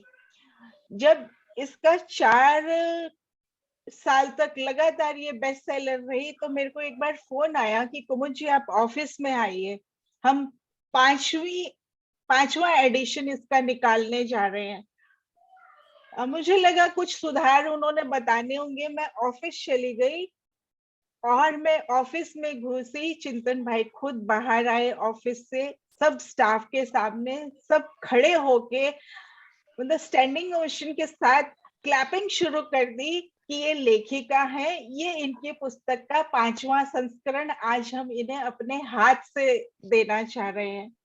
बहुत अच्छा लगा। साथ में अब विचार श्रृंखला भी शुरू हुई कि हम 5 साल से यही चीज टीचर्स को पढ़ा रहे हैं, हमें इसमें अब जो नया परिवेश है उसके हिसाब से और बातें जोड़ देनी चाहिए। फिर हमने और 2 चैप्टर्स बनाए, वो इसमें ऐड किए गए और पुस्तक 9वें संस्करण तक चली गई। बाद में मुझे पता चला कि उन्होंने खुद ही बोला कि दूसरे तीसरे संस्करण से आगे गुजराती पुस्तकें ज्यादातर नहीं जाती हैं। तो ये एक उपलब्धि थी। मैंने चिंतन भाई से बोला कि ये तो अब काफी हो गया है, अभी 10-12 साल में काफी परिवर्तन आ गए हैं, तो हम एक नई बुक तैयार करें या इसको वापस सुधारें। वो बोले कि अब तो इसको तो इतने लोग पढ़ चुके हैं, आपको अब नए सिरे से विचार करके नई पुस्तक लिखनी पड़ेगी। तब ये अध्यापन का इंद्रधनुष की प्रक्रिया शुरू हुई। मैं लिखने बैठी तो मुझे लगा कि 2-3 चैप्टर तो हमें वहीं से लेने होंगे जो पुरानी पुस्तक है, और नया बिल्डअप करना पड़ेगा। उसी दौरान मेरी संदीप सर से और बाकी लोगों से मुलाकात हुई, क्योंकि मुझे लगा कि जब आप एक पुस्तक अध्यापकों के लिए लिखना चाह रहे हैं, उसके लिए आपको बिल्कुल वही परिवेश चाहिए। उस समय फिर मैंने एक बिल्कुल नॉर्मल तरीके से इंटरव्यू लेकर एक स्कूल ज्वाइन किया। स्कूल में मैंने काम किया, वहां पे एक तरह से कहना चाहिए अपने विचारों को रिफ्रेश किया, जाना कि इस समय क्या पद्धतियां इस्तेमाल हो रही हैं, किस तरह के काम हो रहे हैं। स्कूल बड़े हो गए हैं, जनसंख्या बढ़ गई है, सेक्शंस बढ़ गए हैं, अब किस तरह की समस्याएं आ रही हैं, नई पीढ़ी और पुरानी पीढ़ी में विचारों में कहाँ अंतर है, कहाँ तालमेल की जरूरत है, मैं क्या कर सकती हूँ। ये सब विचारों को लेकर जब लिखने बैठी तो इस बार लिखने का नजरिया भी अलग था और एक तरीका भी अलग था। उसको मैंने 7 चैप्टर्स में बांटा, क्योंकि मैंने देखा सब टीचर्स को सेम प्रॉब्लम्स नहीं थी। किसी को प्रेजेंटेशंस की प्रॉब्लम थे, किसी को क्लास में कंट्रोल और डिसिप्लिन की प्रॉब्लम थी। तो इस पुस्तक को इस तरह तैयार किया गया कि जहां आपको दिक्कत आ रही है, केवल आप वो भाग अपने लिए इस्तेमाल कर लें। और क्योंकि ये 7 भागों में बट गई, तो मैंने इसको 7 रंगों की तरह देखना शुरू किया। और बहुत दिन तक तो हम इसके नाम में ही उलझे रहे कि इसका नाम क्या रखें, सतरंगी कुछ। एक दिन बैठे बैठे सूझा अध्यापन का इंद्रधनुष, तो फिर हमने इसको अध्यापन का इंद्रधनुष नाम दे दिया। बहुत बढ़िया। मैं तो आपकी बात सुन के ये सोच रही हूँ कि ज्यादातर हम अपने बच्चों को पढ़ाने की बात सोचते हैं कि बच्चे हैं, उनके लिए किताबें लिखी जाए, बच्चों को पढ़ाया जाए, पर आपने सोचा कि शिक्षकों को पढ़ाया जाए, बच्चों को जो पढ़ाते हैं उनके लिए भी पाठ्य पुस्तक के रूप में, कि वो हमारे बच्चों को कितने अच्छे तरीके से बढ़ा सकते हैं अपने शिक्षण में। जो अगर किसी तरह की परेशानी आ रही है उसमें वो कैसे सुधार कर सकते हैं। तो अगर देखा जाए तो अल्टीमेटली अब हमारे बच्चों के लिए ही है ये चीज। आपकी जो सोच है कि शिक्षकों के अध्यापन में मदद हो सके, तो फाइनली वो बच्चों के ही काम आने वाली है। बहुत खूबसूरत है रचना प्रक्रिया, और आपकी सोच भी बहुत अच्छी है। और 100% मैं श्योर हूँ कि लोगों को ये जो शिक्षक हैं, अध्यापक हैं, उनको आपके इस पुस्तक से काफी कुछ मदद मिल रहा है, तभी वो लोग इसको इतना पढ़ रहे हैं। इसके लिए आपको बधाई देती हूँ। जी, एक बार हम तो जी बोलिए। शिक्षण प्रशिक्षण संस्थान यानी टीचर ट्रेनिंग इंस्टीट्यूट जो है, उन लोगों ने इस पुस्तक को अपने कॉलेजेस में स्थान दिया है। बिल्कुल, तभी ये बहुत अच्छी बात है। ये अपने आप में एक बहुत बड़ा अचीवमेंट है कि एजुकेशन के क्षेत्र में ये पुस्तक काम आ रही है। इसीलिए तो मैं इसकी रचना प्रक्रिया जानना चाह रही थी कि किस तरीके से आपने सोचा कि ऐसी पुस्तक लिखनी चाहिए। और वर्णमाला सिखाने के लिए जो आपने हम तो बच्चे हैं लिखा है, ये मुझे लगता है आपने एक प्रयोग किया है। आपका क्या कहना है? ये प्रयोग तो नहीं है, लेकिन मैंने खुद स्कूल रन किया हुआ है 15 साल तक। मैंने हर एक बच्चे को शिक्षण पूरी प्रक्रिया को बहुत क्लोजली ऑब्जर्व किया है। जहां जहां मुझे जरूरत लगी कि मैं यहाँ कुछ काम करके मैं मदद कर सकती हूँ, वहां वहां मैंने लेखन किया है। मेरा लेखन ज्यादातर खुद के लिए नहीं है, आप अगर ध्यान दे तो खुद के लिए तो कभी कभी कविताएं लिखती हूँ, बस उतना ही। लेखन मेरा जितना भी हुआ है वो स्कूल के आसपास घूमता है या समाज के आसपास घूमता है, वो जरूरत के हिसाब से लेखन हुआ है। मेरे बच्चों को हिस्ट्री पढ़ना पसंद नहीं था। हम पसंद करते हैं कि हमारे बच्चे आज के उन लोगों से मिले जो अच्छा काम कर रहे हैं, उनकी सोच को जाने। किताब आ गई भारत गौरव। मैं गुजरात में बैठी हूँ, मेरे बच्चों और उसके मित्रों और जिस जगह में मैं रहती हूँ उन लोगों को हिंदी सीखने में परेशानी हो रही है। किताब आ गई, हम तो बच्चे हैं। बच्चे हैं। मेरा एक टीचर उस तरह से नहीं पढ़ा रहा, क्लास में नहीं खुल रहा, झिझक है जो उसको मेरे बच्चे मतलब मेरे स्टूडेंट को दे देना चाहिए, वो उसके अंदर से मैं कैसे निकालूं। तो किताब आती है कुशल अध्यापक कैसे बने। तो रचना प्रक्रियाएं सारी इस तरह रही हैं। वो जो पहली कुशल अध्यापक कैसे बने मैंने अपने स्टाफ के लिए लिखी थी। जी। एक बुकलेट बनाना चाह रही थी, एक बुक बन गई और उसको फिर छपवाया गया तो वितरण अच्छा हुआ, लोगों ने सराहा, जिसने मेरे को आगे मोटिवेट किया कि मैं इसको और आगे ले जाऊं और आज के संदर्भ में कुछ काम करूं। उस तो आ गई अध्यापन का इंद्रधनुष। निश्चित रूप से मैं कहूंगी कि आपने जो भी पुस्तकें लिखी हैं उसके पहले आपने शोध किया है, पूरा रिसर्च किया है, समस्याएं देखी हैं, खुद से महसूस की हैं और उसके बाद फिर उसका समाधान आपने अपने अनुभवों से निकाला है। जो आपको 15 साल का पुराना अनुभव है, मैं ये मानती हूँ कि उससे आपको ये समाधान निकालने में बहुत आपको उसने मदद की होगी, क्योंकि समस्याएं तो दिख जाती हैं पर उसका समाधान कोशिश क्या हो। की है, हाँ, समाधान कोशिश क्या की हो। है। जी जी, मैं वही कह रही हूँ कि समस्याएं हम भी देखते हैं, हम अभिभावक हैं, हमारे बच्चे स्कूल में पढ़ते हैं तो हमें समस्याएं दिखती हैं, पर समाधान इतनी आसानी से इतनी सारी समस्याओं का हम नहीं निकाल पाते। तो आपने वो बड़ा काम किया है, भागीरथ काम किया है, उसके लिए आपको मैं बहुत बहुत बधाई देती हूँ। और जी, तो अभी समय तो मेरे ख्याल से पूरा हो गया है, तो आप और कुछ कहना चाहती हैं कुमुद जी, या हम कार्यक्रम को अब संपूर्णता की ओर ले चलें? आप जैसा चाहें। मेरे हिसाब से सबने बहुत बात की, मेरे पास ज्यादा कुछ कहने को नहीं है। आप कार्यक्रम को संपूर्णता की तरफ ले जा सकते हैं। मैं यहाँ उपस्थित सभी श्रोताओं से मेरा अनुरोध है कि अगर कुमुद जी से कुछ प्रश्न पूछना हो या कुछ और जानकारी या उनसे कुछ बात करनी हो तो आप अपना प्रश्न रख सकते हैं। शायद मधु जी कुछ कहना चाहती हैं। मुझे ये उत्सुकता हुई, वो जो जयेश भाई के बारे में कुमुद ने लिखा, ये तुमको कहाँ से पता चला इनके बारे में? इधर उधर जैसे काम के सिलसिले में जाना होता है तो एक इंस्टीट्यूट है सैनिटेशन पे ही, जहाँ पे अभी कोरोना के टाइम में डॉक्टर्स को बुलाया गया था उसको देखने के लिए। मुझे ये भी नहीं पता था कि डॉक्टर्स बकायदा सैनिटेशन स्टडी करते हैं।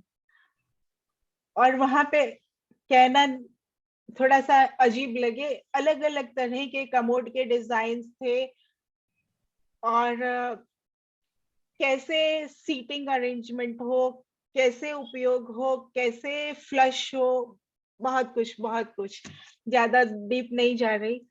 तो थोड़ा सा क्यूरियोसिटी बढ़ गई, बैठे हुए थे, बातचीत चल रही थी, तो बात करते करते जैसे मैंने उनसे थोड़ा सा सवाल पूछने शुरू करे तो उन्होंने थोड़ा डिटेल में बताना शुरू करा। मेरे हाथ में उस समय पेपर पेन कुछ नहीं था, मैंने एक एक वर्ड लिख के मोबाइल में टाइप करना शुरू करा कि इस वर्ड से ये सेंटेंस आया, इस वर्ड से ये सेंटेंस आया। बहुत क्विक क्योंकि वो बोलते जा रहे थे लगातार। और जो भी उनके फोटो आए हैं इसमें बुक में वो मेरे खुद के मोबाइल से ही खींचे, वहां अपने रूम में वो बैठे थे तो मैंने उनसे परमिशन ली, फोटो खींचे वो बस वो बातचीत पूरी जो है, उन्होंने उसी बातचीत में ही पूरी कहानी बता दी। वो पूरी की पूरी कहानी ज्यों की त्यों पाठकों के लिए है। ये बात अलग है कि लिखने के बाद फिर मैंने सबसे अप्रूव कराया, जितना जितना जिसके लिए लिखा सबके पास भेजा, सबसे अप्रूव कराया, उन्होंने ओके किया, उसके बाद छपा। Thank you. वही क्यूरियोसिटी थी मुझे कि ये तुम्हें टॉपिक कहाँ से मिला और क्यों मिला और कैसे। Thank you. एक्चुअली मेरी जो अगली किताब आ रही है, मैं उसके सिलसिले में उनसे मिलने गई थी, और मुझे पता नहीं था जो किताब ऑलरेडी चल रही है उसमें एक चैप्टर ऐड हो जाएगा। संयोग होता है। बहुत ही सुंदर, बहुत ही अच्छा चुन चुन के तुमने लिए है, वो बहुत ही बढ़िया है। एक एक व्यक्तित्व वास्तव में निराला व्यक्तित्व है। मुझे प्रभावित किया, और मेरे अंदर इच्छा हुई कि मेरे बच्चे भी जाने, मेरे बच्चे जाने तो सबके बच्चे जाने, क्यों नहीं जाने, सब जाने, सबको। और आज की जनरेशन को ये बताना बहुत जरूरी है, क्योंकि उनमें वो उन्होंने सुविधाओं वाला वो देखा है, समय देखा है। असुविधाओं वाला समय हम तक था, थोड़ा बहुत हमारे टाइम में था, हमने बचपन में देखा। मेला ढोना तो बच्चों को, हमारों को पता ही नहीं है क्या होता है। वही तो मैं कह रही हूँ कि उन्होंने तो सुविधा, हम लोगों ने तो अपने बचपन में देखा है, मेला ढोते हुए भी देखा है, और ये वाले सब वो भी देखा है। लेकिन आज के बच्चों को तो ये सब मालूम नहीं है, तो उनको ये मालूम होना चाहिए। और ये बहुत ही अच्छा, बहुत ही सराहनीय कदम है तुम्हारा, बहुत ही बढ़िया। आज भी आप देखिए, हमारे पास अभी भी बैठे हैं, विमला जी बैठी हैं सलूम्बर से। आप अगर जाके देखिए, छोटी सी जगह है जहां से ये शख्सियत उभरी है। मुझे गर्व है कि आज वो मेरे साथ मेरे इस पटल पर बैठी हैं। आप कर्म भूमि को देखिए, काम कर रहे हैं ये लोग, लगातार कर रहे हैं। अब ये कहीं एक जगह बंद नहीं होना चाहिए, ये पता चलना चाहिए लोगों को, और आप इससे कुछ प्रेरणा ले सके, बस इतना सा काम करती हूँ मैं। नहीं, और विमला जी का कार्य तो बहुत ही अच्छा है, और बहुत ही वो है, प्रशंसनीय कार्य। मैं खुद भी सलूम्बर गई हूँ, और विमला जी की मेजबानी में रही हूँ, विमला जी के कमरे में सोई हूँ। तो मुझे तो वहाँ का मैंने बहुत अच्छी तरह से देखा है, उनका काम करने का ढंग, उनका सब बात। तो वो भी एक बहुत एक मतलब आदर्श के रूप में हम लोगों के लिए, कि उनसे, उनके व्यक्तित्व से भी हमें बहुत कुछ सीखने को मिलता है। अगर उनके वो पढ़ते अगर हम उगाड़ेंगे तो हमें पता लगेगा कि किस तरह से जोधपुर में रहने वाली महिला एक सलूम्बर जैसे छोटे गांव में आके, और वो पर वो यही बात है कि खुशबू फैलाने वाला जो इत्र जो होता है, वो कहीं भी जाएगा, वो खुशबू जरूर फैलाएगा गंदगी को हटा के। तो यही बात विमला जी के साथ है। इन्होंने वहां से, जोधपुर से इन्होंने एमए किया है, और वहाँ की यूनिवर्सिटी में, इतने बड़े शहर से एक सलूम्बर में आके, और इन्होंने यहाँ आके इतने सुंदर फूल खिलाए, और सारा वातावरण बदल दिया, सबकी सोच बदल दी है। ये एक बहुत बड़ी बात है। तो मैं खुद भी बहुत प्रभावित हूँ इनके उससे। कभी तुम इनको भी उसमें लेना अपनी इनका व्यक्तित्व बिल्कुल वैसे ही है। और मैडम का वक्तव्य भी बहुत अच्छा था। उन्होंने अपने जो उदाहरण डाले साथ में, दुष्यंत कुमार जी की जो कविता है ना, कौन कहते हैं कि आसमान में सुराख नहीं हो सकता, जी, एक पत्थर तो तबीयत से उछालो यारो। ये भारत गौरव पढ़ के मेरे दिमाग में ये वाली लाइन भी याद आई थी कि कौन कहता है कि ऐसे ही कुछ है ना, आकाश में सुराख नहीं हो सकता। कौन कहता है कि आकाश में सुराख नहीं हो सकता, एक पत्थर तो जोर से तबीयत से उछालो यारो। हाँ, उछालो यारो। एक पत्थर तो तबीयत से उछालो यारो, दुष्यंत कुमार की लाइन है। दुष्यंत कुमार का। हाँ, दुष्यंत कुमार। हमारी कुमुद जी वही पत्थर जो है वो तबीयत से उछाल रही है, और आसमान में सुराख तो होना ही है, कोई रोक नहीं सकता। और मैं बोल रही थी विमला मैडम के बारे में कि इनका वक्तव्य बहुत ही प्रभावित मैं हुई हूँ इनके वक्तव्य से। इन्होंने जो अपने यूरोप के अनुभव के साथ में कंबाइंड करके चीजों को जो रखा है, नजरिया जो इनका है, वो मुझे बहुत अच्छा लगा। और पूरी पुस्तक को बहुत अच्छे से पढ़ के, और हर एक चैप्टर को पढ़ के इन्होंने चिंतन किया है, और तभी इतने अच्छे से हमारे सामने मैम ने बताया है। बहुत बहुत धन्यवाद। तो प्रीति, अब आपकी आज्ञा हो तो कार्यक्रम को संपूर्ण करें या और कुछ प्रश्न या किसी को और कुछ बात करनी है? बस समय हो गया है विनीता, तो मुझे लगता है कि हम अब एक धन्यवाद के साथ इस कार्यक्रम को समाप्त करें। और मैं बोलना चाहूंगी कि आप सभी से, जैसा कि आप सब साक्षी हो, आज की काफी रोचक परिचर्चा रही है। और इसके लिए सबसे पहले तो कुमुद जी को बहुत बहुत बधाई। और इस चर्चा से हम सबको काफी सीखने को मिला। ये भी अच्छा लगा कि जो हमारे अतिथि आए हैं उन सब ने अपने इससे जुड़े प्रसंग भी साझा किए। खास तौर से जो भारत गौरव से जुड़े हुए प्रसंग हैं, मुझे लगता है उससे काफी कुछ लोग प्रेरित हुए होंगे। और कर्मभूमि का भी यही उद्देश्य है कि हर कार्यक्रम से कुछ ना कुछ सकारात्मक परिणाम सामने आए, लोग प्रेरित हों। आज के इस कार्यक्रम में आप सबकी उपस्थिति के लिए मैं पूरी टीम कर्मभूमि की तरफ से आप सबका हार्दिक धन्यवाद करती हूँ। संदीप जी, अनिल जी, मंजू जी, विमला भंडारी जी, आप सबने जो समय दिया उसके लिए, आपकी उपस्थिति के लिए आप सबका बहुत बहुत शुक्रिया। और जो इस पेज से जुड़े और इस लिंक के थ्रू हमारे कार्यक्रम को देख रहे हैं, उन सबका भी बहुत बहुत शुक्रिया। विनीता, आपका विशेष तौर से बहुत बहुत धन्यवाद कि आपने इतनी खूबसूरती से इस कार्यक्रम का संचालन किया और अंत तक इसको रोचक बनाए रखा। और शीघ्र ही नए कार्यक्रम में आप सबसे फिर मुलाकात होगी, हम ऐसी उम्मीद रखते हैं। नमस्कार। नमस्कार।